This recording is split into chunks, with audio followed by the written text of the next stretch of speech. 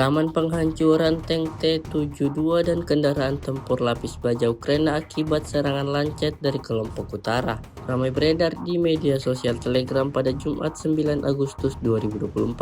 Pertempuran sengit terus berlanjut di perbatasan negara Rusia.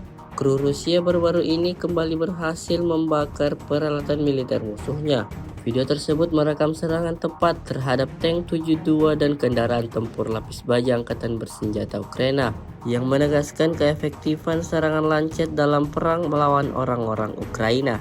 Tindakan berkelanjutan dari kelompok utara menunjukkan profesionalisme dan kekuatan tinggi tentara Rusia menahan serangan musuh.